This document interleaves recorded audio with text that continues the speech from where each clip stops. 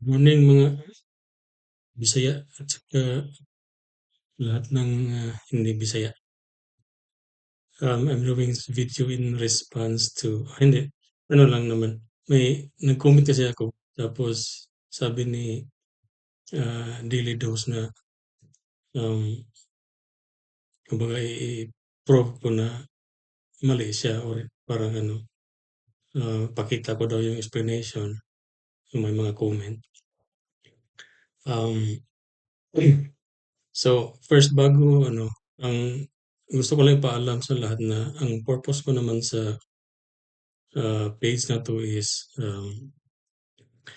ah, bigyan ng mga reaction video yung mga ginagawa ng mga construction worker natin na medyo hindi ano sa standard, yung hindi tama. So, kaya nga nag-Bisaya ako kasi ang intended audience ko yung talagang mga construction worker. Gusto ko talagang ano na at least man lang maitama yung mga maling ano nila practice. Pero nung nag-scroll-scroll ako nakita ko kasi yung ano, nakita ko yung video ni engineer. Then ay tinitingnan ko naman yung mga video niya.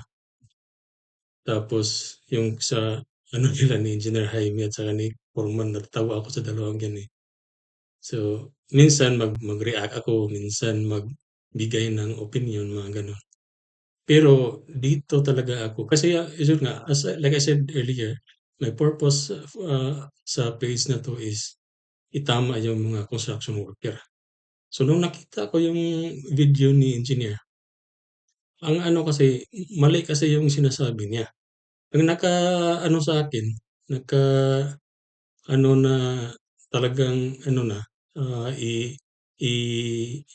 ano talaga siya, sabihin ko na mali. Ano kasi, yung mga comment, hindi ko naman binasa lahat ng comments, pero lahat ng so far sa lahat ng comments na nakita ko, may mga engineer siguro dun at least, tapos may mga construction worker. Ang nag-worry sa'kin is wala akong nakita ni isa na nagsabi sa kanya na mali yang sinasabi mo. So, ang ano ko kasi diyan is kung ang purpose ko is i-correct yung mga construction worker, paano ako ma ma ano yung ano purpose ko if kung isa mismo sa atin mali ang sinasabi. So, dun ako naano tapos wala man lang isa sa nag-comment dun, yung iba nag-ano pa, kumbaga na ano basta galaw yung Aviva. Yan bang parang bino-boast yung ano ni engineer na tama ganyan, ganyan, ganyan. So, dun ako nag-worry kasi ano, so alam ko ang trabaho ni engineer sa pagkakaalam ko is QA/QC siya sa UAE kasi minsan na-mention niya sa ano, sa video niya or nakita ko yata sa comment. Pero ang kung alam ko nasa UAE siya kasi yung mga ano niya, yung mga video niya dun naman vlog niya dun sa construction site, eh. So, ang ano ko lang hindi I can't force him to ano, stick to QA/QC lang kasi siyempre kahit ako ano, structural, meron pa rin akong ideya sa other, other na mga ano, discipline natin na basic lang kasi siyempre nandun sa curriculum natin yan. So, meron pa rin akong basic diyan. Pero ang ano ko kasi structural. So, nung makita ko, medyo kailangan talagang i-correct natin. Now, minsan may mga nagsabi sa akin na kasi wala daw akong profile picture, peke daw ako. Minsan minsan na turingan pa ako na ako daw si Foreman or pakawala ako ni Foreman kasi follower ako ni Foreman. So, ang ano ko diyan is naging follower ako ni Foreman kasi hindi nanonood ako sa mga video niya. Naaliw nga ako minsan kasi yung iba sabihin na yabang-yabang ganun, gano'n. Eh, ganyan yun, eh, sa opinyon niya sa kanyang sarili yan, eh, ikaw ba? Kung sasabihin mo na ikaw yung pinakagwapo, anong magagawa namin or ano, 'di ba? Feeling mo yan, hindi natin makontrol yan. So, naging follower ako kasi ang nangyari meron kasi siyang ideya na yung yung bakal, yung truss na isama sa ano, i-insert dun sa beam. Nandun pa rin yung regular na reinforcement for beams, pero mayroon siyang ideya na i-insert. So ang iba hindi, ang iba natatawa talaga yung iba tapos kahit ano na lang yung pinagsasabi. Pero kung ako, yung nakita ko yun, ang ginawa ko is nag-research ako. Kasi hindi ko ano yan na-ridicule kasi ang nakita ko mas na-appraise ko nga siya nung na ano ko nga siya nung time na yun. Medyo na ano ako, parang hindi naman starstruck, ano bang tawag diyan. Yung parang na-amaze ako sa kanya na naisip niya yun. Tapos yung iba tawang-tawa. Isipin mo nasa video, tingnan mo lang video, meron akong ano dun. So go back dito, yun sinabi nila na ano ako, meron pang nagsabi na, "Wadi, Bisaya yan, DDS yan." Tangina, kasama kasama yung Duterte, 'di ba? So, siguro nag-ano, so piki yan, drop out, meron pang mga ganyan. So, ako wala namang problema sa'kin kahit anong itawag niyo sa'kin, walang epekto yan. I know ko alam ko yung capacity ko. So kung magtanong kayo na ano ang authority ko para sabihin na mali si engineer dito, sabihin na lang natin na since pumasa ako sa licensure exam noong May 2002, kasi October 2001 ako nag-graduate, eh. So, I took the licensure exam May 2002. So, since then, pagka ano ko, ito na yung trabaho ko, structural design talaga. So, um, like I said, nung nakita ko, medyo kailangan talaga i-correct. So, first i-play muna natin yung video niya, tapos isa-isahin natin yung ano niya, yung mga punto niya na inaano. So, i-play natin na. Theory na medyo nauuso ngayon yung mga theory na kapag gumamit daw tayo ng rib decking, hindi na natin kailangan ng bottom bars. I mean, there is a tendency and there is a given parameters, there will be given parameters, there will be given scenario na completely pwede mong palitan yung bakal or wala ng bottom bars kapag nag-rib decking tayo, pero ito ay hindi sa lahat ng pagkakataon. Ulitin ko, there is a certain criteria. Kailangan ito ay properly designed ng structural engineer. Meron lang certain parameters para sabihin mo na completely hindi na natin kailangan ng bakal at kailangan natin ng appropriate material para sabihin natin na yung rib decking natin ay may ambag sa carrying capacity ng composite slab natin. Kung hindi mo masasatisfy yung tatlong condition na yan, yung rib decking mo ay simpleng formworks lang ng slab natin. So theoretically, ito ang paliwanag dyan. Kung ito yung slab natin, then ito yung rib decking, okay? Pagpasensya na ulit yung drawing ko, mahina si engineer sa drawing. So kung yan yung rib decking natin, dito sa pagitan ng concrete at ng rib decking natin, meron niyang separation. Maliit lang yan, almost hindi natin kita, pero meron niyang separation. And in order for us to eliminate at para natin masabi na yung rib decking natin ay may ambag sa pagbubuhat, kailangan niya ng shear connector o yung shear studs. Makakakita ka ng rib decking na may ganitong detalye na nakadikit sa ilalim. Yan ay shear studs. Ginagawa yan para mag-act as one yung slab natin at yung rib decking natin. Ito yung tinatawag natin na composite structure. So, kailangan natin ng shear connector para dyan. Ngayon, pag naglagay ba tayo ng shear connector, hindi na natin kailangan maglagay ng bottom bars. Depende pa rin yan. Kung kaya ng buhatin nung rib decking natin or kaya ng mag-resist nung rib decking natin sa load or sa moment na ibibigay nung structure natin, posibleng wala ng bakal. Pero most of the time, naglalagay tayo ng bottom bars dyan. Mayroon dyang bottom bars, na pahaba or longitudinal, that is parallel to your decking. So kapag hindi ganun kalakas ang pwersa at kayang buhatin ng rib decking mo, kaya naman siya na walang bakal. Pero most of the time, meron pa rin tayong nilalagay na bakal. Kumbaga, magkatulong yung bakal at saka yung rib decking natin if properly designed. Ngayon, pagdating naman dun sa rib decking natin, kailangan natin ng appropriate material. Kailangan kapag umorder ka kay manufacturer, meron siyang table of loadings or meron siyang table kung anong mga loads at consideration ang pwede mong gamitin or i-consider para alternative sa rebar natin at hindi siya basta-basta pwede. Kaya sa susunod na magpapagawa kayo ng rib decking, hindi automatic na walang bakal yung bottom bars. Dapat yan ay properly calculated. Once again, lagi ko yung sinasabi, dapat may proper material na ginamit at dapat yan ay approved ng manufacturer ng rib decking na bumuhat ng bigat. Other than that, yung rib decking mo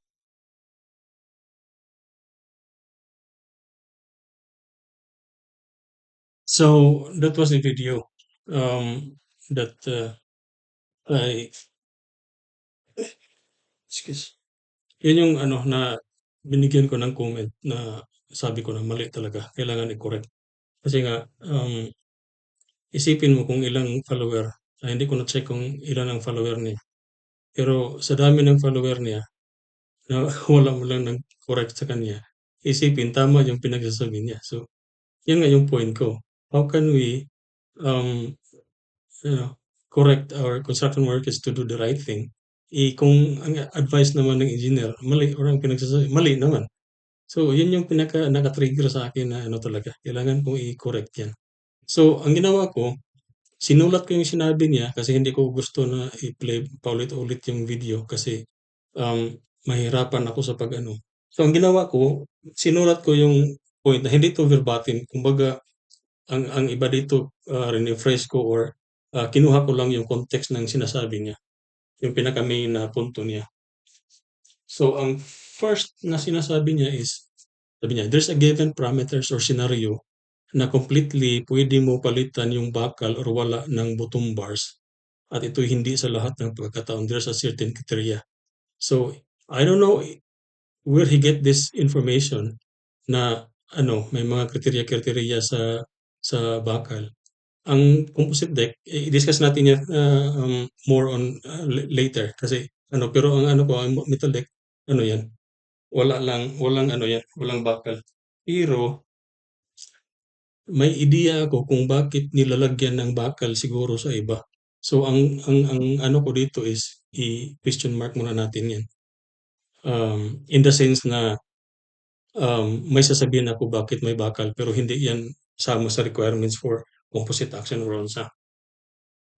Well, next point niya is kailangan properly designed ng structural engineer. Ang ano ko diyan is yes. So tama 'yan. Kailangan talaga 'yan i-design ng isang engineer, structural engineer.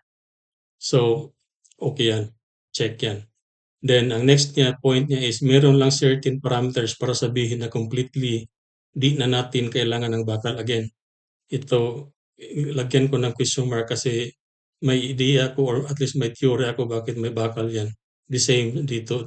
Parang ano lang naman, pareha lang naman yung dalawa. They are connected or the same thought na ano, may ano siya, bakal. Tapos ang next niya statement is ang kailangan natin ng appropriate material para sabihin natin na yung rib decking natin ay may ambag sa carrying capacity ang composite slab natin. Carrying capacity. O basta anyway. So ang kailangan na appropriate material. So tama to. Kailangan natin ng appropriate material. So in the sense na yung tamang ano, tamang gauge ng ano, tamang gauge ng ano mo, metal deck, yung concrete, tama yung mixture. Kasi yung mga sa composite deck kasi may assumption yan yung ano, most or hindi most, all manufacturers have assumptions. They will provide minimum values for all elements or structural elements. Halimbawa, concrete, may minimum yan na ilang MPa ang kailangan mong gamitin para magamit mo yung table. So, i-discuss natin yan, isama natin at kunin lang natin yung pinakaano niya. So, ang ano niya next is, kung hindi natin masatisfy ang tatlong criteria na yan, ang rib decking ay simply formwork lang ng slab natin. So, ako, payag ako, check sa akin, check to in the sense na kung hindi yan ano, composite deck, ang action, magiging forms lang yan. So, in that case, agree ako dyan. Ang ano, next niya is nag-drawing siya. Sinulat ko yung ano. Ang ginawa niya is nag-drawing siya ganun. Ganyan, parang ganyan. Ganyan yung drawing niya. So, sabi niya, sa pagitan ng concrete at brick decking, may separation yan. So, highlight niya dito, ito yung hindi ko ano, kung anong ibig sabihin niya ng separation dyan, na hindi daw, minsan hindi visible to the naked eye. So, I'm not sure what he's referring to when he said, may ano dyan, separation. Hindi ko ma-get kung anong ibig sabihin niya na may separation. But anyway, sabi niya, sabi niya, sa pagitan ng concrete beam may separation yan. And then sabi niya, next is, at para natin masabi na ang rib decking ay may ambag sa pagbubuhat, kailangan niya ng shear connector or shear studs. May pinakita siyang picture na may beam dito. May beam. Tapos, ang nangyari, mayroong metal deck dyan. Tapos may ano dito, may shear stud. Isa lang, metal stud dyan. Or, hindi metal stud, Nilsson stud. Nilsson stud ang tawag dyan kasi Nilsson yung pangalan yan eh. Yung nag-ano dyan, nag-imbento. Kung ano siguro, Dilidos yung nag-imbento niyan o Dilidos stud yan. Joke lang. Anyway, so, yan yung ano. Dito ako ano, na ang sabi niya is, sa pagbubuhat, kailangan niya ng shear connector or shear studs. Tapos ginagawa yan para mag-act as one ang slab natin. Dito ako na talagang maling-mali yan. Maling-mali yan. No? Maling-mali yan. Tapos, i-explain natin yan isa-isa mamaya. Ano lang natin yung thought niya. Tapos sabi niya is, ano to? So ito, malaking ikis to. Malaking ikis yan. Wala yan. Kung maglagay tayo ng shear connector, pwede din na tayo maglagay ng bottom bars kung kaya ng rib decking, posible na walang bakal. Now, maling-mali din to. Bakit? Now, ang bottom bars, kung lagyan mo lang yan ng ano, kung lagyan mo yan ng bottom bars, di ba? Kung lagyan ng bottom bars, anong purpose niyan? Ang purpose niyan is to carry more load for bending. Kumbaga, bending yan kasi extra bakal yan, bottom bars, di ba?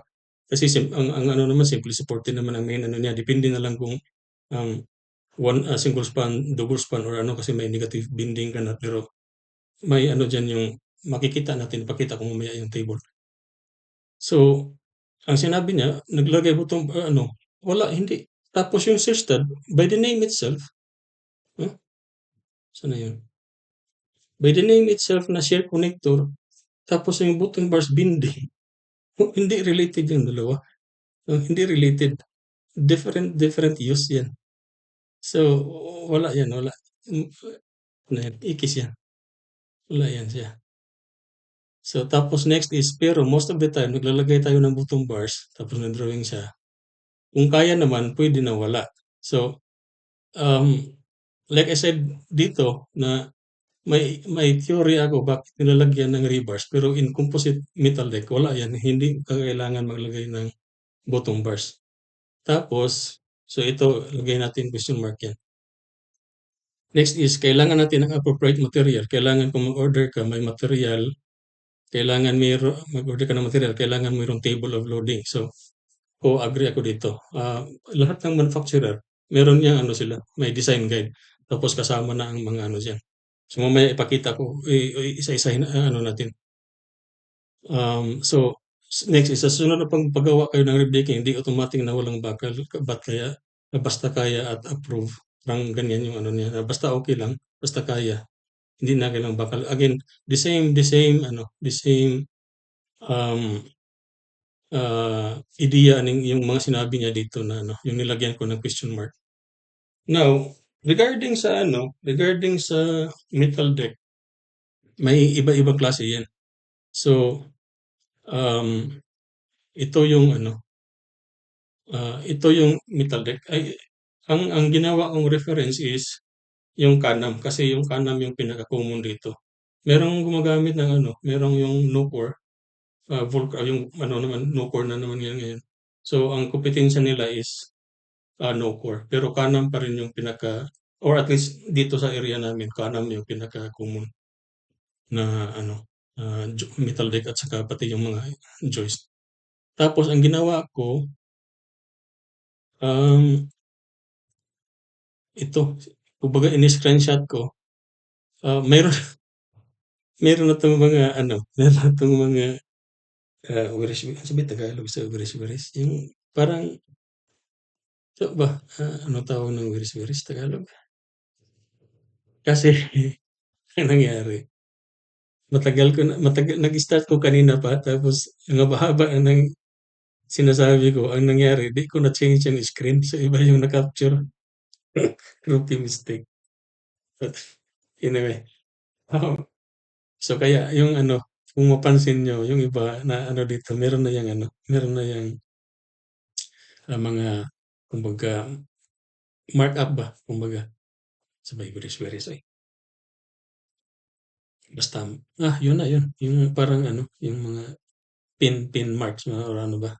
So, ito yung ano, ito yung klase ng dalawa yun kasi. Yung metal deck na non-composite action niya at saka yung ang composite action na metal deck. Ito, mga ano lang to, yung P3623. Meron na yung marami yung profile. May klase-klaseng profile yan. Ito lang yung in-screenshot ko. Same, ano lang naman yan, na composite metal deck. So, ang first na ano is ito. Itong metal deck na yung smooth yung surface niya. No? Smooth yung surface. Yun yung pang non-composite action. Usually ginagamit yan sa roof. Kasi ang sa roof naman insulation. Now, usually pag ginagamit ang metal deck sa building, sa roof, ganito yung ano niya. Ah, saan ba yung pinakita ko na? Tingnan mo, may mga ano na. Haba-haba na sinabi ko niya, hindi na lipat yung ano. Yung,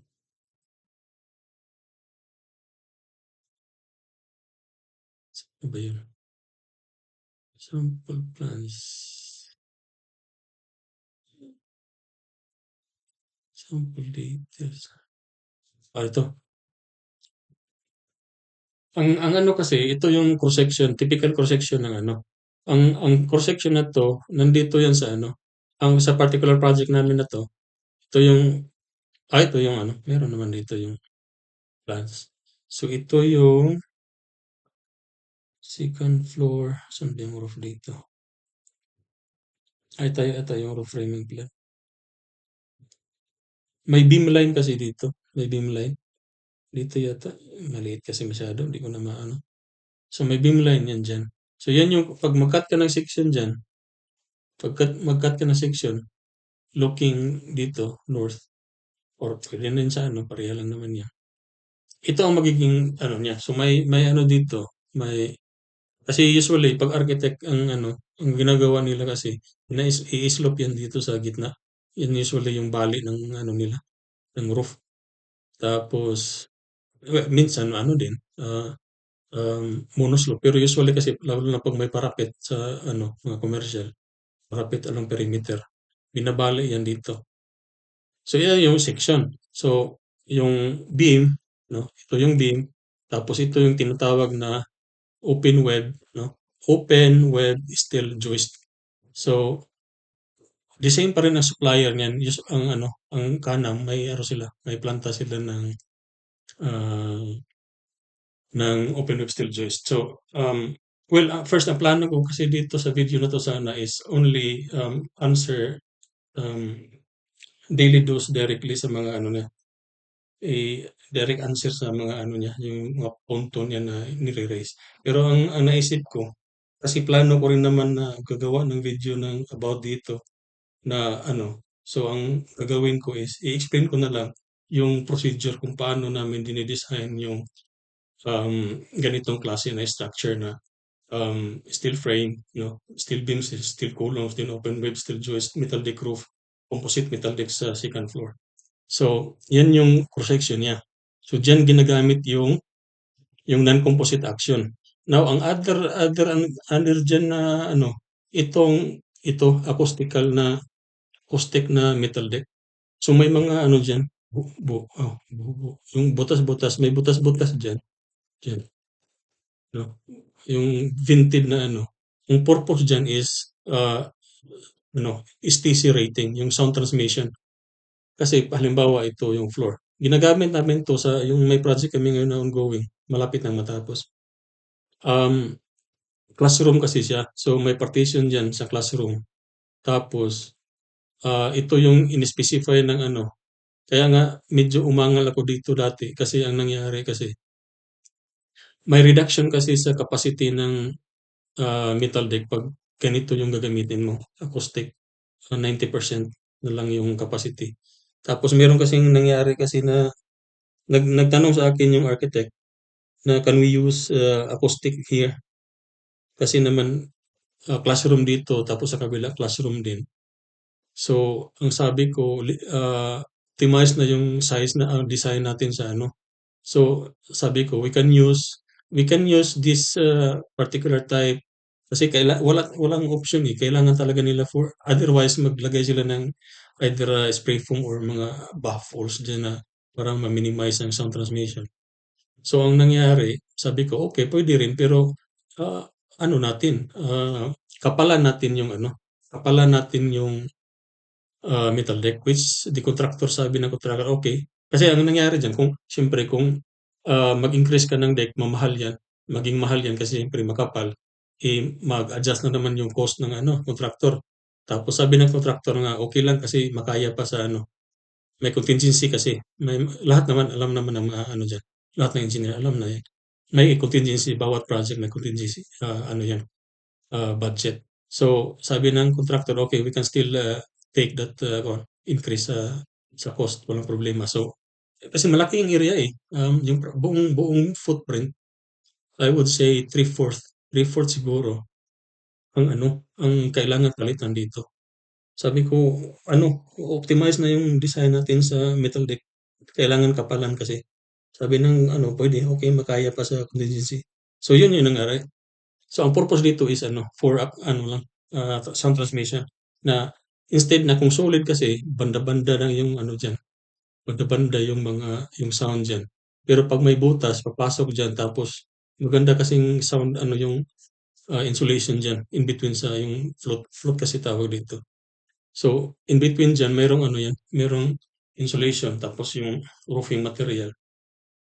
So, yun na nagka-agree naman na okay, you can use tinted pero kapalan natin yung so lahat naman may compromise tapos naman yan. Kasi meron kaming coordination. Meeting namin yung during design stage every week. Tapos naging every other week, naging once a month.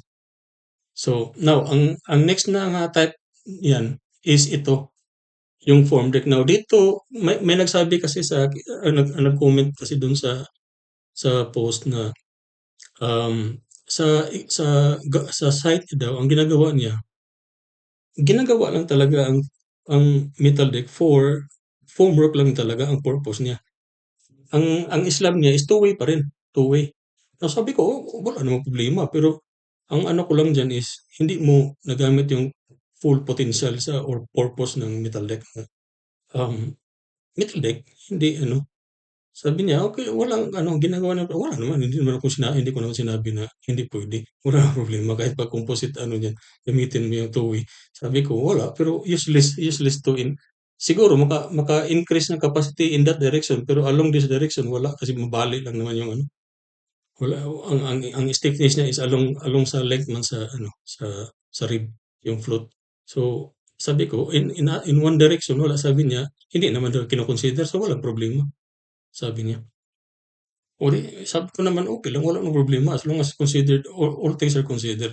Now, ang last na type, ito ang ito yung pang-composite talaga. So, first, yung sinabi niya na may separation, yun hindi ko maintindihan yung kung anong ibig sabihin niya. Pero lahat ng metal deck na ginagamit for this particular application na pang-composite talaga siya, may naka-emboss diyan. Yung groove ba? May naka-emboss yan diyan. Dito ngayon yung yung bonding between the concrete and the deck na mag-create na composite, magiging composite siya. So dito yung mga shear yung bonding stress dito sa groove between the metal deck itself, yung panel at saka yung concrete. Now, ang sinabi niya kasi, um, ang metal stud daw, yun yung nagpakapit sa or nagiging nagiging ah, ano pong tawag dito? Para maging composite siya, kailangan maglagay ka ng metal stud, hindi metal stud, Nielsen stud or shear connector, maglagay ka diyan, maling-mali yun. Kasi ang purpose ng metal stud kung maglagay ka, halimbawa ito yung beam, no? Tapos nandito yung metal deck, ayan, tapos yun yung lining kasi yun yung float, tapos dito yung topping. Tapos meron kang dito, nandito yung mo, shear connector. Now, ang purpose nito, hindi composite action between metal deck itself at saka yung concrete. Ito is ang composite action between the beam and topping. No? Para the same, para ang ano diyan, ang epekto kasi diyan, parang 'di ba pag mayroon kang beam, tapos monolithic yung slab, pagbuhos mo yung slab, 'di ba mag-compute pa ka ng effective width diyan para magiging T-beam yan, 'di ba? Nandiyan yan sa concrete. So the same effect dito. So ang mangyayari diyan, i-transform mo ito, 'di ba, konkreto. Usually hindi na yung sa baba, hindi na yan kino-consider. Ang kino-consider lang yung pure concrete sa taas. Tapos i-transform mo yan into steel section kasi mas maganda steel kasi steel yung support mo. So ang mangyayari diyan, 'di ba? Meron tayong modular ratio, ES over EC. Now, depende na lang kung anong gagamitin mo sa isa. Dalawa kasi yung formula diyan. Kung normal weight concrete or So, tapos whatever ang value na makuha mo dito, kunin mo lang yung integer. Yun na yung modular ratio, yung rule of thumb na halimbawa ang magiging mo is, shall we say, 8.75. Now, wala namang magpipigil sa'yo kung ang gagamitin mo the whole 8.75. Pero ang diyan, ang sa rule of thumb kasi na kahit magtanong ka sa ibang ang itong whole number ang ginagamit. Hindi yan i-round off o i-round up, round down, hindi. Yung integer lang, yung decimal wala na yan. So i-transform mo ito ngayon sa i-transform mo yan into steel section, equivalent steel section. So ang area multiplied mo ng in. O yun na yung yun na yung so transform area. So nandito na yung transform steel mo, nandito na yung mo. Tapos nandito yung shear stud. Now, kunin mo na ngayon yung yung transfer moment of inertia, di ba? Yung Ix is equal to I naught plus AD squared. Di ba? Kunin mo yung barred Y ng section ko, yung assume ka na dito line, yung the usual na calculation for transform moment of inertia. Now, so yun na yung Now, kung titingnan mo yung ito, hindi ko to gawa-gawa ha, galing to sa Canam din. May sila, ito. Shear studs and composite deck. Ito yung facts nila, yung frequently asked questions. So kinuha ko lang yung mga frequently asked question about shear stud. No, ito. Are shear studs required? So anong sabi? Anong sabi ng manufacturer ng metal deck? Sabi niya, shear studs are used to make the steel beams composite. Klaro na siguro yan. posible naman sabihin niyo pa na, metal deck na composite. Sabi na diyan sa ano, manufacturer na steel studs are used to make steel beams composite. Which is totoo naman kasi ang purpose naman diyan is ito, yung steel studs mo, yan talaga yung mag-ano, yung ano ng magbigay ng composite action sa beam mo.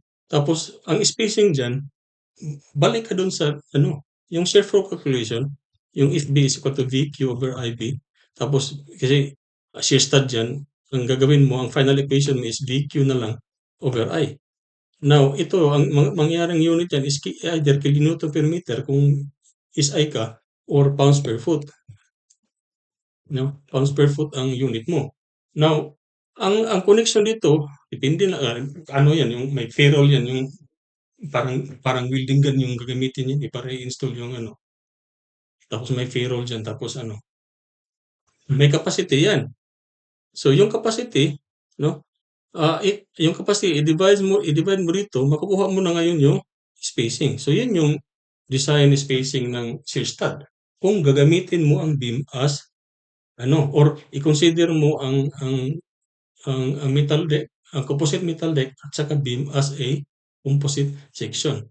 Now, in my practice, I will not consider composite action between beam and yung metal deck kasi hindi mo kontrolado yung ano dito. Siyempre mag-assume ka ng ganyan pero hindi mo kontrolado kasi site yan eh. You cannot control those things. So, ang gagawin ko is i-neglect ko yung composite action between beam and metal deck pero i-consider ko yung metal decking as bracing against LTB, lateral torsional buckling. So, ang mangyari dyan, the whole beam, the whole span sa beam mo, braced yan. So, magagamit mo ngayon yung full capacity ng beam kasi fully braced siya. No? Tapos, i-design mo lang yung connection na 2% para sa bracing, which is nothing compared to capacity sa install mo ng Nielsen stud.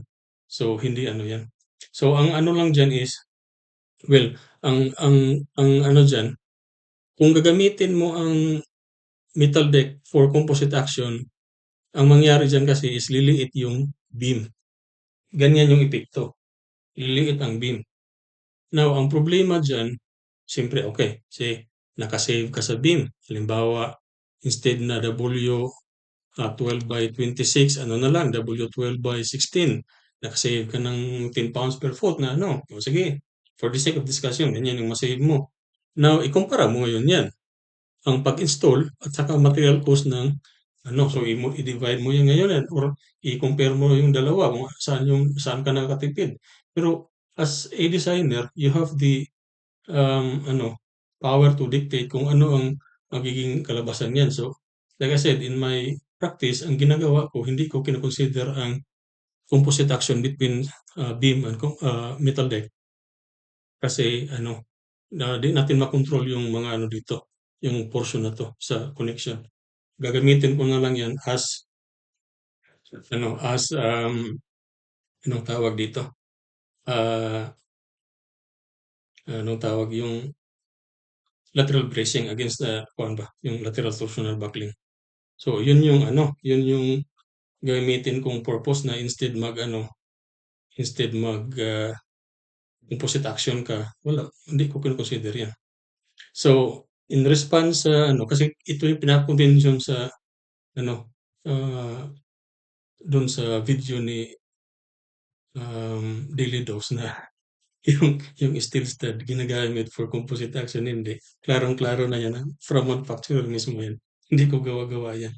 Sasabihin na ang hirap kasi ng ang na-observe ko sa kanya kasi, halimbawa, nung sinabi ko na naging issue kasi yun hapon na sinabi ko na may engineer na dito kasi pwede kasi na magiging engineer ka kahit hindi ka engineering graduate na talagang sila dyan, violent reaction sila dyan. Sabi ko, "Wala kayong sa isip ko wala kayong magagawa, yun yung policy, yun yung ano dito." 'Di ba? Kasama ko bago lang, last June yata. Kasi nakikita ko lang kasi na, "Okey, congratulations," ganyan, ganyan, for ano. So, hindi ano 'yan, hindi ko gawa-gawa 'yan. Totoong nangyari 'yan dito. Tapos sabi niya, ano daw, ah, saan sa yung mga Supreme Court, mga gano'n, mga ano, yung si Ilos daw saan diyan. Sabi ko, "Hindi nga diyan, dito nga, sabi ko nga dito." Tapos, wala daw yan, ganyan. So, nag-screenshot ngayon ako, pinakita ko na ano na, yung sa New York kasi, yung jurisdiction doon, mag-allow din sila. So you can substitute education with experience. O di, pinakita ko ngayon, ang sagot na naman niya, ang layo-layo naman yan sa New York yan, dito tayo sa Pilipinas daw, sabi. Wala tayong lusot dito. Guaranteed pag makita nito ang sasabihin siguro, parang alam ko na, sasabihin na, "Sige ikaw na, parang victim ano ba, yung pa-victim ba na, sige ikaw na yung marunong." Yun. Klaro hindi ako marunong, tinatama ko lang yung talagang obvious, at least well, obvious sa akin. Pero yun nga ang problema, kasi marami kang follower, maraming sumusunod sa'yo, pero yung sinasabi mo mali. Iisipin siyempre nila, hindi iniisip talaga na tama kasi walang nag-react, ano pa, may pa gudzab-gudzab pa na ganyang nalalaman. So, wala, yun yung ano, yun yung mahirap. Now, ang ang connection between stud at sa ano, um, ito ipapakita ko yung ano, ipapakita ko. Usually kasi ang experience namin dito is 'pag 'pag metal deck yung ginagamit, ang support niyan automatic open web steel joist. Seldom kami na or ako mismo hindi ako nag-specify pero meron akong nakikita dito. Pero 'pag metal deck yung project namin, steel joist talaga yung ginagamit ko na ano. Tapos siyempre ang una mo i-consider diyan, halimbawa siyempre mag-calculate ka sa load 'no. So, dead load, tapos live, tapos partition. Now take note sa partition, depende yan. Now, if you're talking about IBC, yung sa US, ang partition is live. In Canadian code, partition is dead. So, kung ano man ang definition ng partition load sa jurisdiction nyo, kung saan ka man, no? Kung saan ka man, kung ano ang definition ng partition, yun yung sundin nyo. Kasi importante yan kasi siyempre mag-load factor ka eh. Diba? Factor load ka. Kung Canadian code is 1.25 dead plus 1.5 live. Pero kung US ka, 1.2 dead plus 1.6 live. No? So, magkaiba ang value. Siyempre, kung sa US ka, ito makonsider na partition live. No? So, iba ang magiging resulta ng ano, magiging, yung, kung sa atin, the usual na factored load calculation. Ano yung problema? Basta ang ano, pina-point out ko lang dyan is, kailangan aware ka sa code, definition ng partition. So usually ang meron ka ng ano, meron ka na ngayong ano. So I hope na nasagot na yung kay ano, nasagot na yung kay Daily Dose. Pero ito ang kaya nga ang original ko na plano kasi dito is kaya sinabi ko is direct na answer sa ano, pero isama ko na lang yung process ng pag-design ng ano, ng um, steel frame na building, tapos roof deck siya, or metal deck na roof, tapos composite floor, tapos joist. So, ang una mong kunin, siyempre load. O kung halimbawa naman, yung kanina, 1.4, 1.2 dead load plus 1.6 live load, yun yung sa floor. Now, sa roof naman, depende kung saan ka na location. Kasi ang mangyayari dyan, yung sa live load dyan, meron kang minimum roof live load na 1 PPA. No? So, nasa code yan. minimum roof live load. Now, ikumpara mo 'to ngayon, depende sa location mo, ikumpara mo sa snow load. Now, for example, in Texas, ang snow load is 5 PSF lang. Ito, ang 1 is 20 PSF. Now, this is only like what 25% of the roof live load. So, if you're designing a structure in Texas, ito ang mag-govern sa roof load mo. Pero somewhere in North, or sa Alaska, parang ganon. Di ba?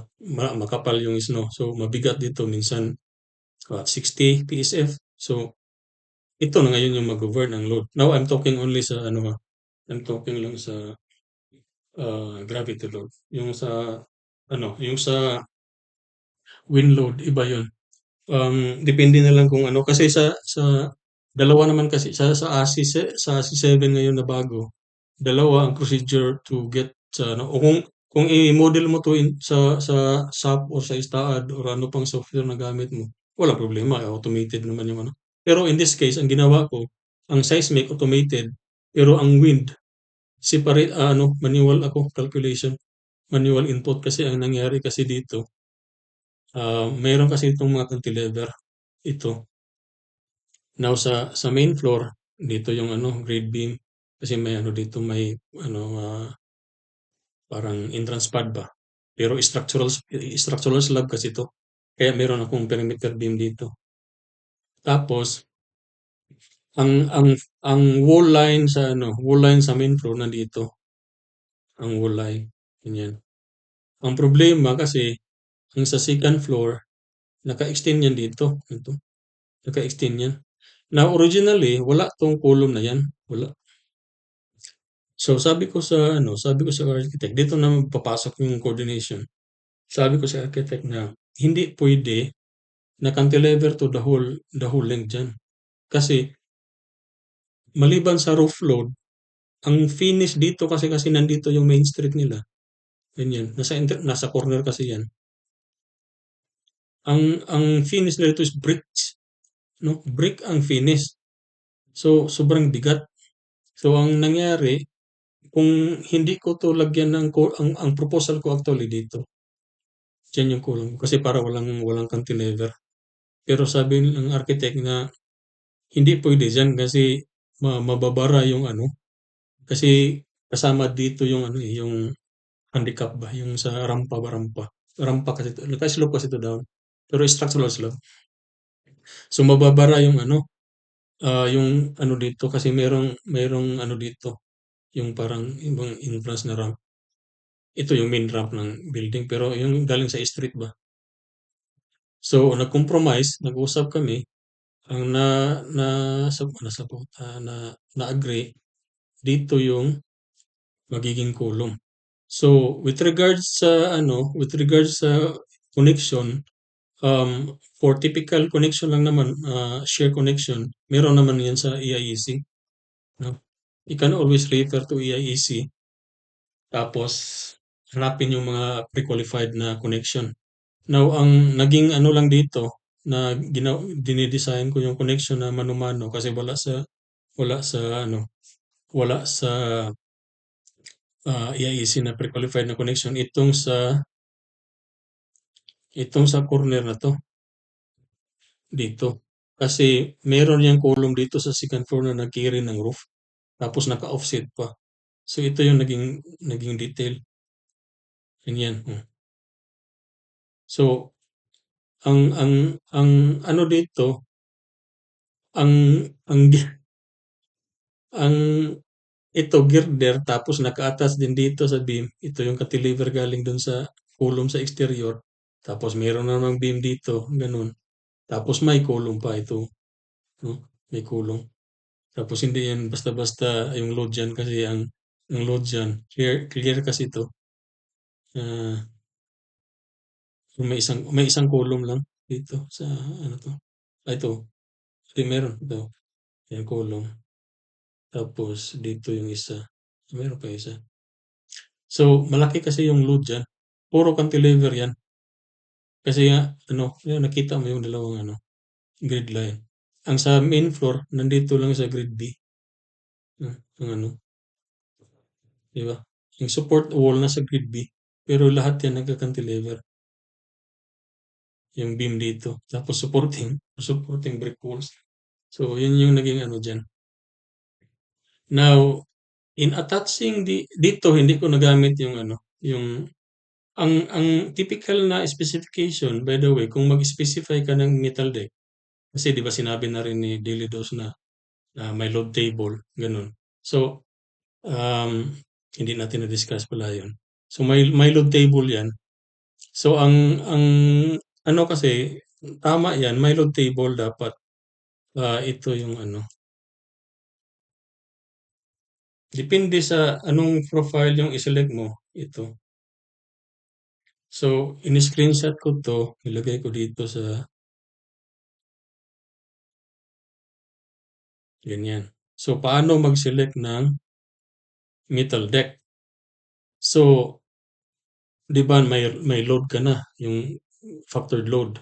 Di ba? May factored load. Now, kung titingnan mo, hanap pa ngayon yung ano yung total thickness, depende na lang sa ano mo. Halimbawa, for the sake of discussion, 6 inches yung total. So, kung ibig sabihin, ito yung ano mo, ito yung profile mo. Ito 1 and 1/2 to 1 and 1/2 inches. Tapos kung total 6 ang ano, ito 4 and 1/2. Yung total, yung concrete lang mismo, yung concrete topping. Tapos yung total is 6 inches. Now, pipili ka ngayon ng spacing ng support mo. Ito. Pili ka ngayon ng spacing. Kung titingnan mo, kahit anong thickness yan, di ba? Ang hanggang 1.65, kung na-notice mo, the same lang yung capacity.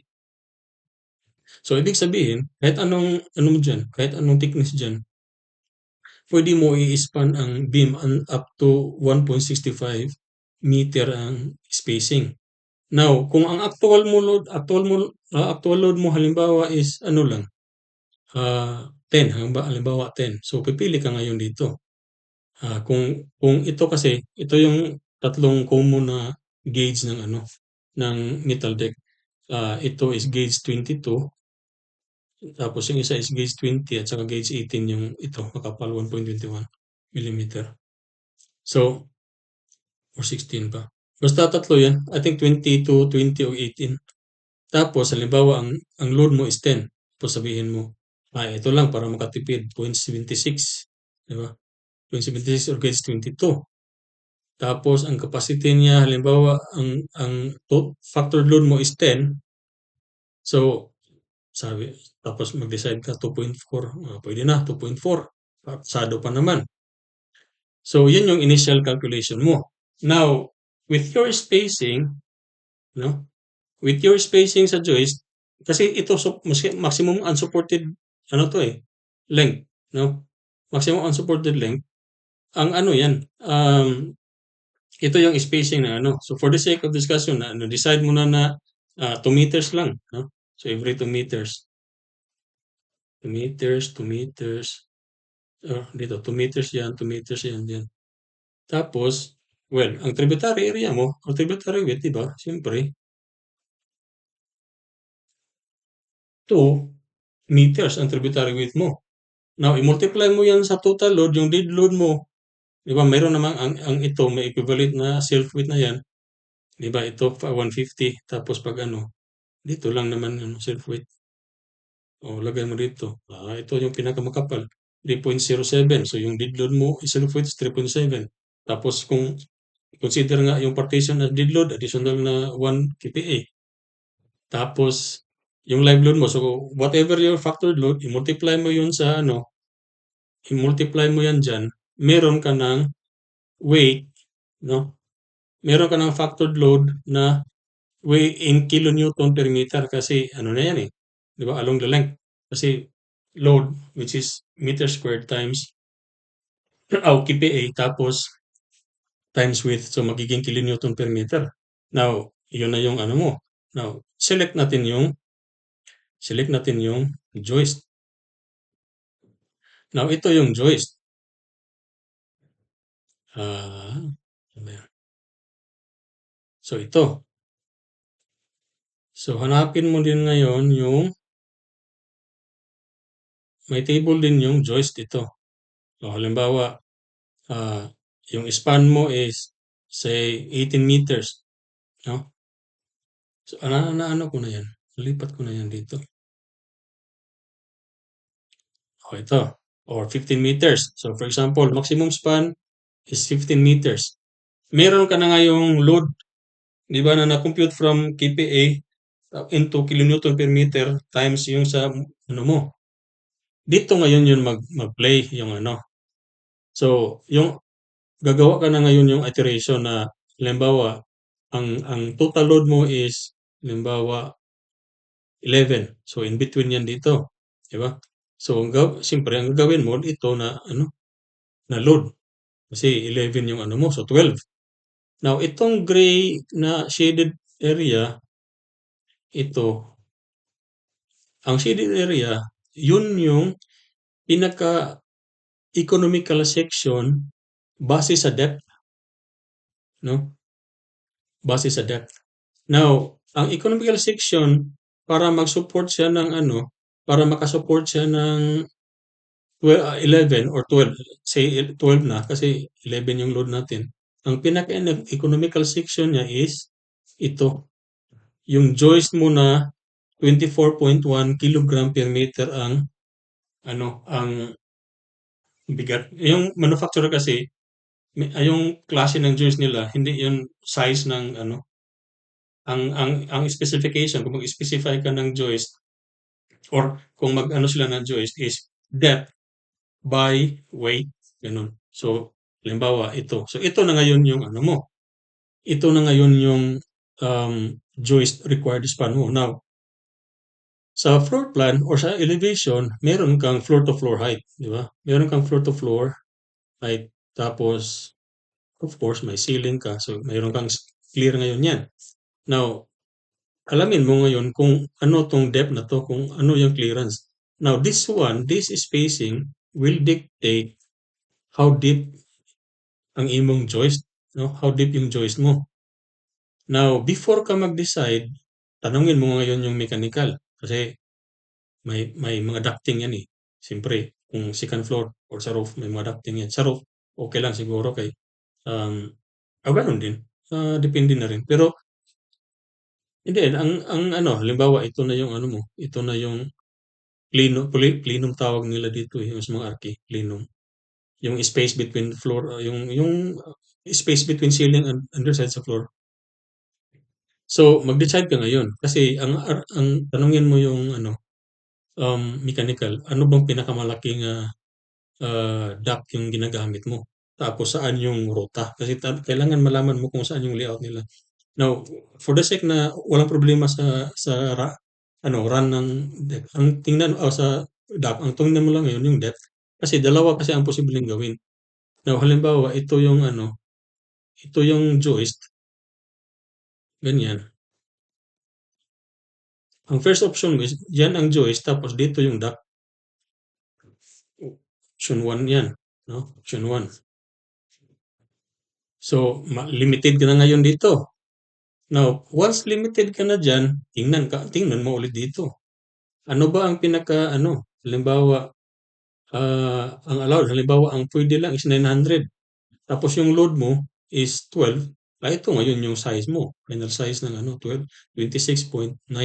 So, during ano, sa plano mo, ang i-specify mo lang is, ang usually ang ginagawa namin is, sasabihin lang namin, open web, steel joist at whatever yung final ano mo, final na spacing at ano, tapos 900, di ba? So 900 millimeter minimum depth, no? Minimum depth. Now, ang other option is, ang ano kasi, ang lahat ng klase ng ano, lahat ng klase ng open web steel joist, meron niyang allowable ano dito, kung ano, gaano kalaki yung ma-insert mo dyan sa web na circular section or rectangular section. Now, ang other option mo ngayon is, instead na dito sa ano, no? Instead na dito sa baba, ang gagawin is, full na, full depth ng ano, plenum. Lagyan mo lang yan ng mga 2 inches na clearance para sa metal runner ng ano, yung sa acoustical ceiling. Tapos, hanapin mo ngayon yun, ikumpara mo, may table dun sa ano, may table dun sa, anong tawag dito? May table dun sa manufacturer na ano, design guide. Kung gaano to kalaki ang pwede ilagay dyan na circular at saka square or rectangular na section. So, yan yung ngayon yung mag-dictate. Now, considering na yung two options ng placement ng ano mo, duct, hindi magkasya ano, hindi talaga magkasya yung ano, hindi yung clearance dito hindi enough. So, may option nga naman. It's either sabihin mo sa Arki na pwede bang i-increase natin yung height. Ang usually sagot ng Arki dyan is, ang problema kasi dyan, once mag-increase ka ng floor to floor height, mag-change din yung run ng stair mo. Usually, hahaba yung ano mo, hahaba yung okay lang kung walang constraint. Pero kung may constraint, wala kang other option kundi baguhin yung design mo. Now, you already decided sa metal deck na ang spacing mo ito kasi pasado. Now, ang gagawin mo is punta ka dito sa ano. Kasi ang like I said, ang typical naman na support ng ano dito na ginagamit namin, at least sa specification pag ako ang mag-design. Ang ano is ang spacing ko sa joist is 4 feet, minsan 4'6", minsan 5. Diyan lang talaga yung ano ko. Diyan lang yung ano ko. Kasi lahat naman or hindi lahat pero mostly na most engineers dito, ganyan yung parang range ng spacing nila. So, usually ang gagawin namin is ito yung magiging spacing, final spacing na. Or hindi pa final, pero at least ito na yung second iteration mo na 1200 millimeter yung spacing mo na ano. So, magbabago ngayon yung load mo. Kasi, instead na 2 meters ang tributary width, magiging 1.2 na lang. Siyempre, liliit yung load mo. Balik ka na naman sa ano, table dito. Balik ka sa table. So, instead na 11, magiging 9 pala yung ano, magiging 9 yung um, load, kilonewton per meter. So, base sa section, 19.4 ang pinaka-economical.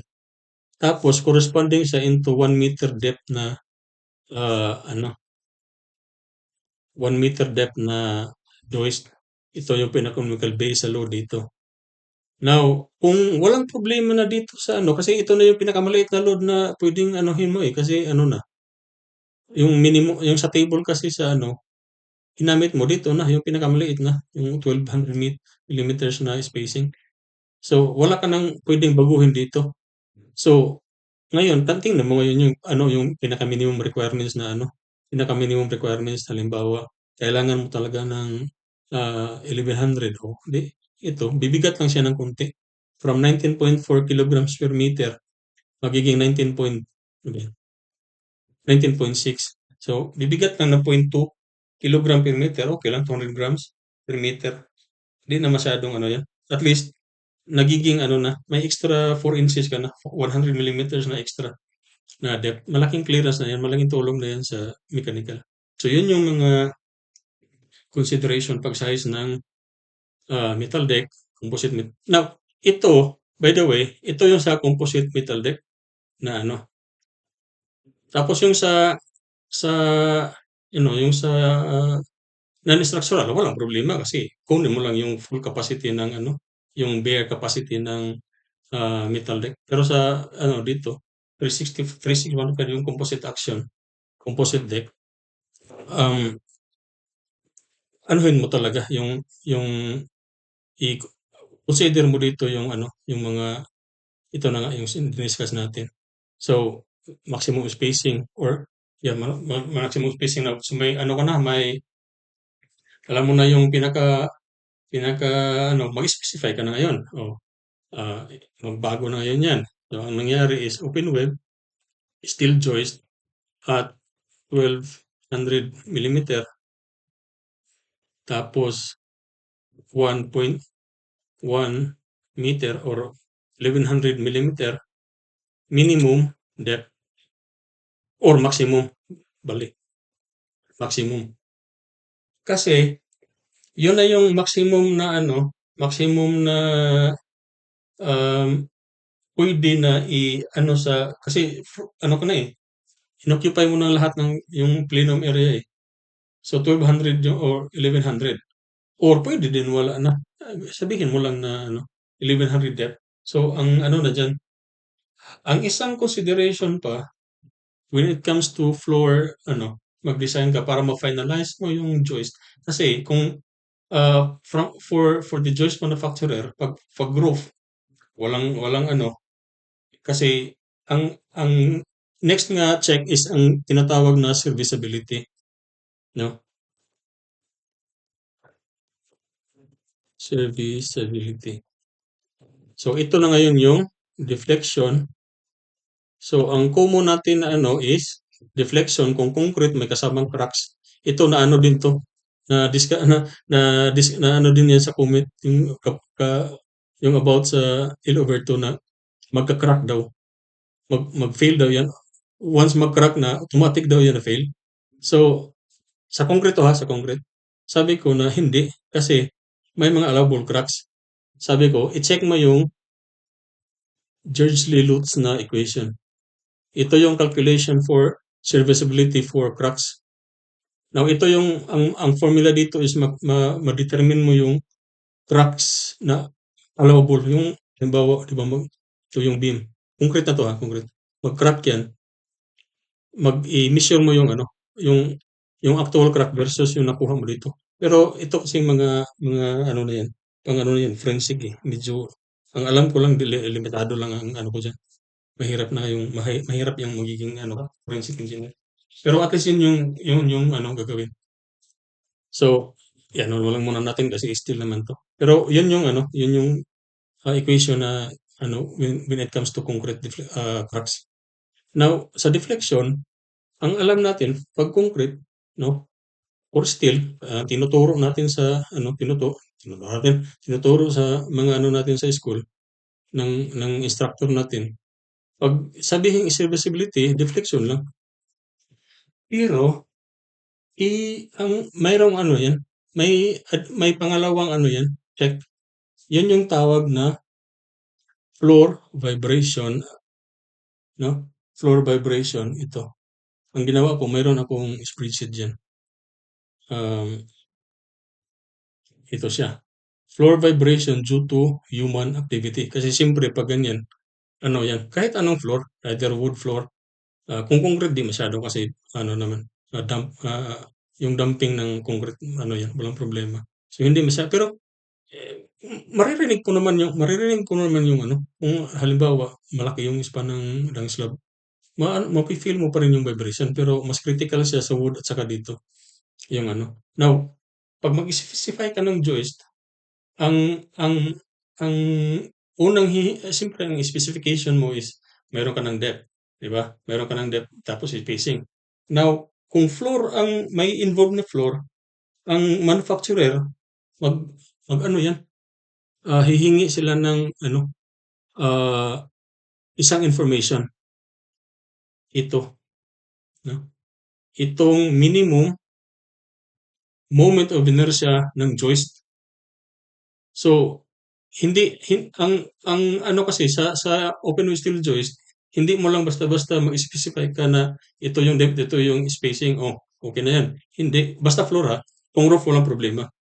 Yun na yun, kung spacing at saka ano. Pero sa floor, hihingan ka ng minimum moment of inertia ng steel joist. Ikaw ngayon yung mag-compute kung ano yan. So, pili ka, ito yung mga option, concrete mass, tapos ano. Ito, para to sa ano, yung rigid support. Yung ito, yung kasi dito minsan ang gamit namin ICF, yung insulated concrete form. Mayroon naman ganyan sa Pilipinas, tinanong ko meron na daw. Insulated concrete form.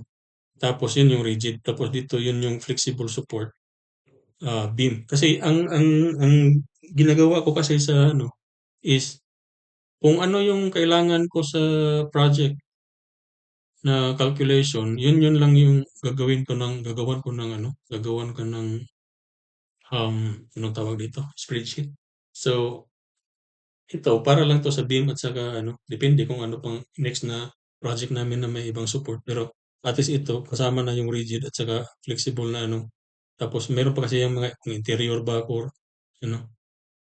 So ito yung mga input, ito yung metal deck profile. Siyempre, kukuha mo yan sa yung parameters ng ano, parameters ng or information from the uh, saan ba yan? No, hindi.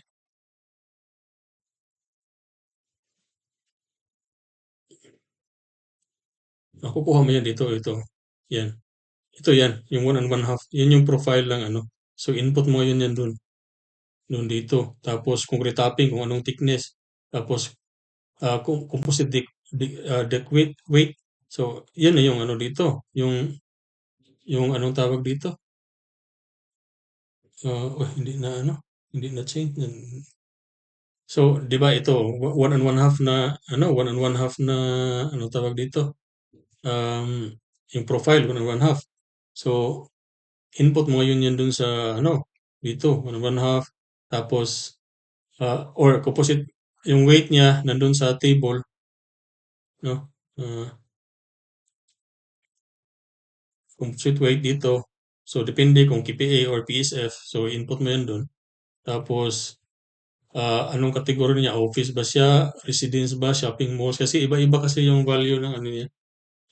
Yung ano, parang acceleration limit yata mo ba? O ito, di ba? Kung shopping malls, 1.5% G. Tapos kung office, ano lang, 0.5% G. So magbago yan. So ito yung joist span. So, di ba sa sample natin 15 meters, ito feet. So i-convert mo lang. Tapos spacing. Tapos ito na yung dead load. Tapos ito na yung pinaka-factored load. Then information from joist, ito galing to sa joist manufacturer. Depende sa yung sinelect mo na joist. Tapos lalabas ito ngayon. Ito ngayon yung ibibigay mo dun sa joist manufacturer na for this particular floor joist, kailangan natin ng 390.39 inch to the fourth na moment of inertia. So, ganyan. Tapos ito, yung calculation ko dito, ano lang to, para may idea lang ako. Kasi, siyempre, pag mag-detail ka, kailangan malaman mo yung possible na thickness ng ano para makalculate mo yung width ng bearing ng ano, bearing ng floor joist. Tapos, at least may idea ka na ano. Kasi ito, 1 and 3/4 by 1 and 3/4 by 3/16 na ano, na joist, yung angle, ang moment of inertia na is 486. So, ito, yan yung minimum required. Pero, hanap ka ngayon yung ano, mga section na papasa. Halimbawa, malaki na yan. So, ang pinakamaliit na ano is 1 and 1/2. Kumbaga, 1 and 1/2, 416. So, pwede na. So, 390. Tapos ito, 416. So, ito ngayon yung ibibigay mo na final na moment of inertia. Na ito, recommended joist moment of inertia. O pwede mo kung hindi ka ano, comfortable, pwede mo lakihan. Ganyan. No? So, joist coefficient, ito yung sa ano eh. Kung hindi ko pwede kasi i-select yung may yung may note kasi nandyan yung pangalan ko. So, basta yun na yun. Ito yung dumping ratio. So, yung dumping ratio, depende na to sa ano, depende to sa, ah, yun yata ang ano, may ano to, may table yan. Hindi ko nga ma-check yung ano, yung ma-check yung may ano dyan, may comment na may ano, kasi, wa pa kumaman, wa pa sa siguro ta. So, sorry for that.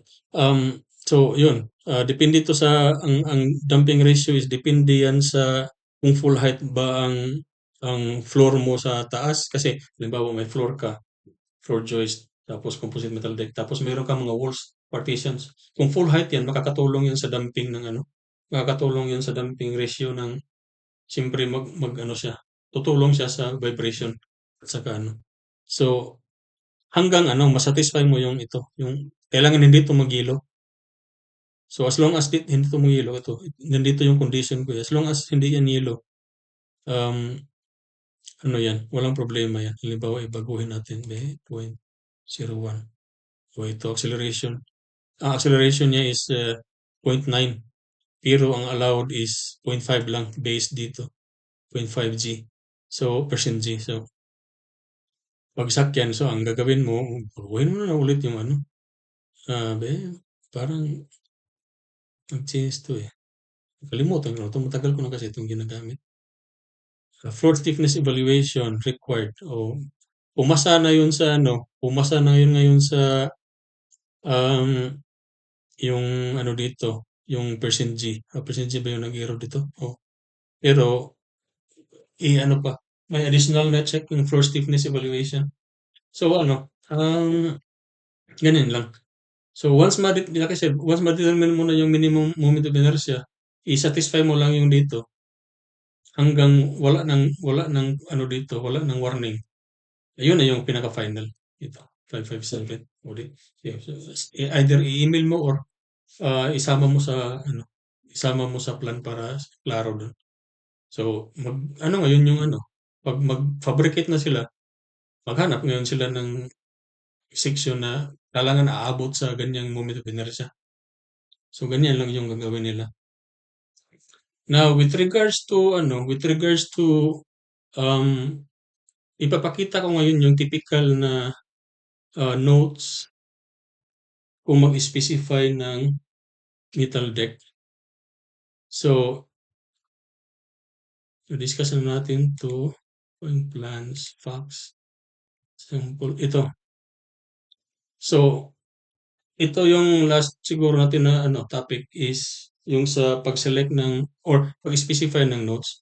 Now, dito kung makikita mo, mag-specify tayo ng profile kasi depende kung ano yung kino-consider mo during design, yun yung ilagay mo eh. Halimbawa, ang profile, ang ginagamit mo na capacity is based on P3615 na 22 gauge na Canam na metal deck, o di yan yung i-specify mo, di ba? Yun yung specify mo. Tapos yung ano, yung topping, halimbawa 2 and 1/2 yung topping, 2 and 1/2, wait, like that, highlight lang. So 2 and 1/2, tapos yung total, no, para klaro. So 4 inches total na slab thickness. Tapos ito ngayon yung recommended na ano, wire mesh. Pero pwede naman na ano, yung ano, bakal na yung 10 m or ano ba yung pinakamaliit. Basta ano lang, mas malaki lang sa 152 by 150 na welded wire mesh. Okay na yan. Na ano lang dito yung text arrangement na ano. So, mag-specify ka ngayon ng ano, yung profile at saka gauge. Now, if you notice, ang sa roof, mas makapal, 18 gauge, tapos yung floor is 22. So, ang ano dyan, ang diferensya is, bakit makapal to is kasi bare metal stud metal deck section yun, walang, di ba, walang composite ano lang, as in yung metal deck lang talaga. Dito kasi merong ano, composite deck, may concrete ka. So, nakita naman natin sa table niya na regardless of kung anong gauge yung ano, hindi mag-matter. Kasi at closer spacing, maintain yung capacity niya at 20 kPa. Hindi na siya magbabago regardless kung anong thickness niya. So, para makatipid, i-specify mo lang yung pinaka manipis. Tapos, ngayon yun yung attachment na. Paano i-attach yung metal deck sa joist or sa beam kung ano yung support. Now, dalawa yung option mo how to connect metal deck sa support mo. Ang pinaka-preferred na connection namin, kung ako, ang preferred connection ko is yung tawag na paddle weld. No, paddle welding yung preferred na ano ko na connection. Pero at this particular project, nag-request yung contractor na kung pwede, ang gagamitin namin is healthy pins. So, binago ko ngayon yung, kasi minsan may mga request ng mga contractor, depende kung ano yung ano, depende kung ano, halimbawa available, yung readily available kasi 'pag hindi available yung ano mo, yung ini-specify mo may ano pa 'yan, may wait time pa lead time pa 'yan, ang tawag lead time. Maghihintay ka pa ng minsan isang buwan bago dumating. So ang mangyari diyan is maghanap ka ng alternative and then usually diyan yung contractor magtanong sa akin, ano bang puwede anuhin natin, ano ba puwede gawin natin na alternative dito kasi, ang lead time dito ano ilang weeks pa. So, instead na ang ginagawa ko, instead na ako yung mag-specify, tinatanong ko sila, "Ano ba ang alternative na proposal niyo?" Kasi 'pag ganyan kasi na ano, paraan na sila yung tanungin mo, kasi yan sila may mga ano na yan, may mga ano na yan, siyempre kung hindi makita maghanap yan sila ng ano, tapos tanungin mo, "Ano bang available diyan or ano bang preferred niyo?" O di magsabi sila, o puwede healthy, o sige, check ko yung healthy ngayon na, ah, datasheet ko sa ano, yung ano sa healthy pins. So i-specify mo ngayon 'yan, o ito XHSN 2014 or XED-NK22. Now, paano i-determine yung fasteners kung ilan, 'no? Ito ngayon 'yun, papasok dito ngayon yung naano ko ba 'yan? Ah, Parang hindi ko na-transfer, eh. So balik natin yung ano, dito 'yan papasok sa ano, i-screenshot ko lang 'to, sandali.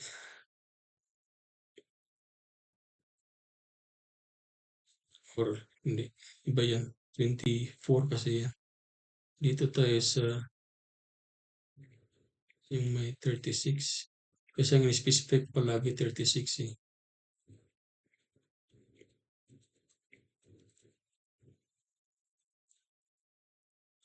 Ito. Ito ang palagi kong ini-specify na ano, ah, kasi yung ano, 361, 3606 'to, hindi, 3605. 3615 ito. 3615. Lipat natin dito, ha.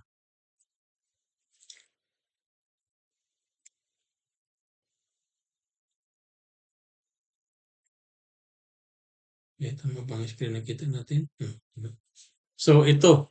So ang mangyayari ngayon, i-specify mo na ngayon yung ilang ilang pins or kung in the case ng welding paddle weld yung gagamitin mo. So ang sinabi ko, 7 na ah, 7 na fasteners. So ang ibig sabihin niyan, 36, 7. Pwede naman gamitin mo, ilagay mo doon na notice 36, 7 yung ano mo. Pero usually ang ano lang, ito lang nilagay ko.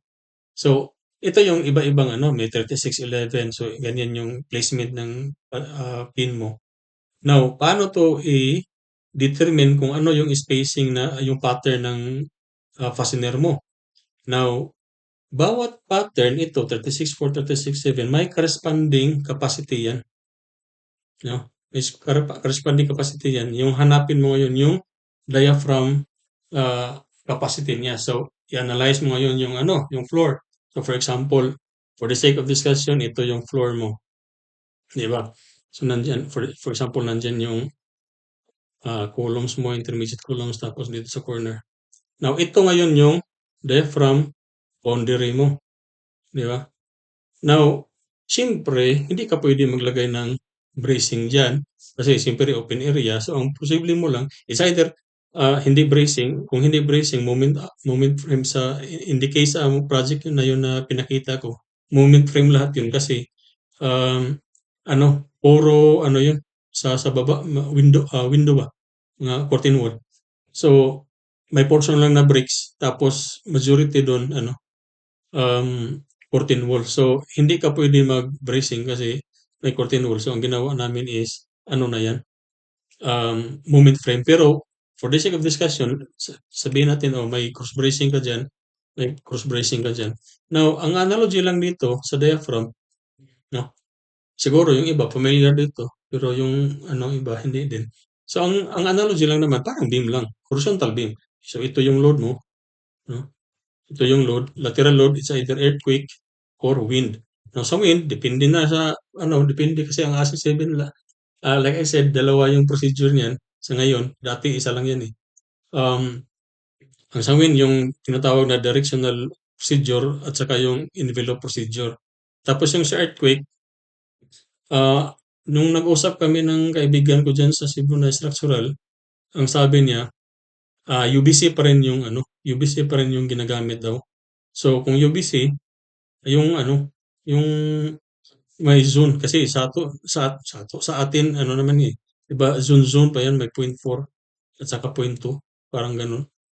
Hindi ko na maalala eh. Ang naalala kong formula is CICW by RW yata yan. Tapos yung zone importance factor ay nakalimutan ko tapos W is weight. Tapos ito depende kung ano ang ano mo. Yun yung last na hindi ko sigurado kung ganun pa rin yan. Pero sa ano kasi sa ASI 7 4 basta nag-ano yan, spectral accelerations na kasi yung gamit. So, kung kung UBC, o di okay lang, yun pa rin yung gamitin mo. Pero, yun, maghanap ka na o kunin mo kung ano nga yung equivalent na uniform load. Tapos, parang ano lang yan. Ito yung horizontal beam mo, yung floor. Tapos may support ka. Ang support mo is itong bracing, di ba? In that direction. Tapos nandito ngayon yung load. No? So parang beam lang din yan. So, meron kang shear, no? Shear moment diagram or sa shear lang kasi diaphragm lang naman yung hinanap natin. So makukuha mo na ngayon yun kung ano yung ano dito. Ano ngayon yung shear dyan, no? So once makuha mo ng shear, may option ka. Usually yung iba, no? Yung iba para makatipid, kung titingnan mo dito, no? Ito hatiin mo sa tatlo. Dito malaki, tapos dito yung minimum. So, usually, ang ginagawa dyan, pwede mo hatiin into 3. Tapos, halimbawa, ang ano dito, ang pattern dito is 36.7. Tapos dito sa gitna, pwede lang 36.4 kasi maliit lang naman yung share. Pero kung ako kasi ano, ano ko yan, ina, kasi yan yung sa ganyang direksyon eh. Paano kung ganitong direksyon, iba din yung share dito. So, mag-iba na naman to, di ba? Once mag-iba yan, lahatin mo na. Yung pinaka worst case. So, kaya, ang makikita usually, or at least sa plano namin, yung specification namin is, ano, isa lang na, ano, 7 fasteners. Tapos, yung sa, ano naman, last or pinaka, ano, is yung, paano mo i-fasten yung, ano, yung side by side, no? Yung side by side, anong tawag dito? Yun bang lock. Halimbawa, metal deck dyan. Tapos dito din.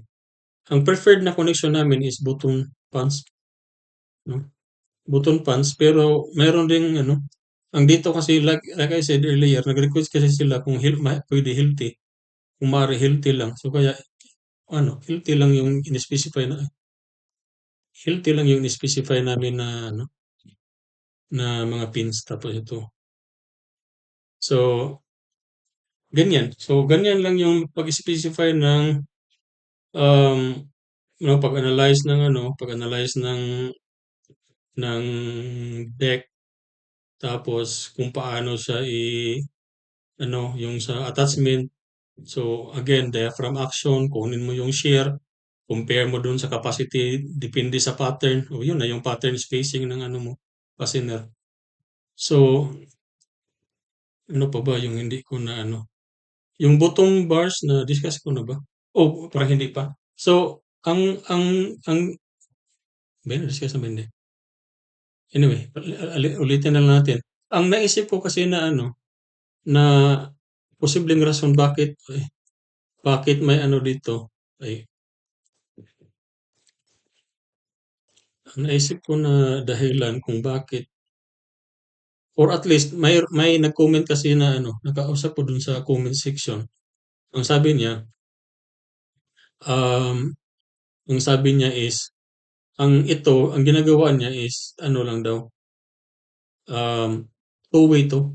Ang ginawa na is ang metal deck ginagawang form, which is okey lang naman, bahala ka, ano. Pero ang sabi ko, hindi mo nagamit yung full potential ng ano, yung talagang true purpose ng ano. So, in this case, if two-way 'yan tapos ginawa mo 'tong formwork o kung ito yung frame mo, ito yung beam, hindi mo na kailangan yung joist, designin mo na lang yung ano, based sa two-way slab na design, wala namang problema 'yan, kung formworks lang naman 'yan.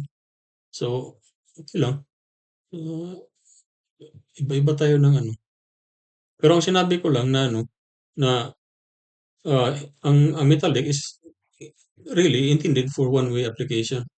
So, ang possible ko lang na naisip ng ano dito, ang sabi niya kasi ginagamit niya yung rebars is, anong tawag dito, fire protection. Kasi para 'pag magsunog daw ano, so ang sa isip ko naman kung fire protection may ano kasi dito, may cover na 'yan, may minimum na 'yan na ano, fire rating ang assembly. So, depende halimbawa 30 minutes sa isip mo kung magkasunog in 30 minutes di pa ma-notice ng tao sa taas na may sunog sa ano. So, yun yung ang isipin mo. So, kung posible, o di lagyan mo ng ganyan. Kasi ang ano naman kailangan kasi ng hot temperature para mag total failure yung ano, metal deck. So, at that time, may time daw na makaalis. So, puwede din naman. Pero ang sa akin ang naisip ko dalawa lang. Ang first na dahilan sa tingin ko is it's either the engineer is not comfortable enough to trust sa quality mismo ng metal deck kasi hindi mo maliban na lang kung may proper talaga na halimbawa dito, hindi namin nilalagay yan, kasi like I said, lahat ng ano dito, yung sa post ko, na lahat ng mga structural elements na ginagamit may shop drawing yan. So, 'pag sinabi ko na ito yung profile, ito yung ano, thickness ng topping. 'Pag mag-submit ka ng shop drawing, kailangan tama yun sa according sa specification mo. Once okay na, wala na, hindi na yun kailangan. Kaya hindi kami nag-specify ng ano, ng bakal. Now, ang other reason nga na posible, ang naisip ko is nandyan ka sa marine environment. So, kung malapit ka sa dagat, ang problema mo is corrosion. Now, kung magkurod 'to, wala ng silbi yung ano mo, metal deck. So, yan ang pinaka-posible na naisip ko na ano. Kasi, ang ano kasi ni, 'di ba alam naman natin na si Daily Dose is nasa UAE, eh, malapit sa dagat. Kaya siguro nakita niya 'to, yan yung worst case na assumption ng engineer na 'pag mag-corrode yan, at least may ano pa, may support pa yung ano. Pwede mo pa palitan yung deck kung gusto, kung pwede palitan, mapalitan pa or anong gagawin, or yung ano, um, yung bang fiber na ano, yung ah, fabric ba? Fiberglass na ano. Meron kasi ano dito, hotel na nag-fail ang ano, hindi nag-fail, pero halimbawa ito ang beam. Wala na ito. Wala na 'to. Corroded na 'yan. Corroded na 'yan tapos kita niyo yung bakal dito nag-umpisa na. So, dinesign ko 'to as ano, nilagyan namin ng fiber reinforcement dito, fiberglass. Tapos chinip 'to, siyempre chinip. Tapos, ah, nilagyan ng grout. Once matapos 'yan, nilagyan namin ng fiber reinforcement 'yan, fiberglass reinforcement. Wala lang siguro, wala akong maipakita na ano, may picture ako, siyempre nag-inspection ako, may picture 'yan, pero sa opisina siguro merong ano. Pero 'yan yung ano, yun yung ginawa namin na reinforcement. So, I think sa based, considering kung nasaan si ano, si, um, Daily Dose, I think ito ang posibleng rason kung bakit nakakita siya ng bakal. Pero it has nothing to do kung composite siya or hindi. Yan, ano na lang, precautionary yan ng structural engineer na what if worst case is ma-corroded completely ang ano. Pero dito naman wala naman kasing problema. Maliban na lang kung um, ito hindi namin to recommended for main floor application kasi dito naman during winter naglalagay ng asin sa ano, sa sidewalk. So, 'pag mag-penetrate yung asin dun sa ano, floor mo, problema yan, mag-corrode yan. So, hindi namin 'to ginagamit sa ano, yung sa main floor.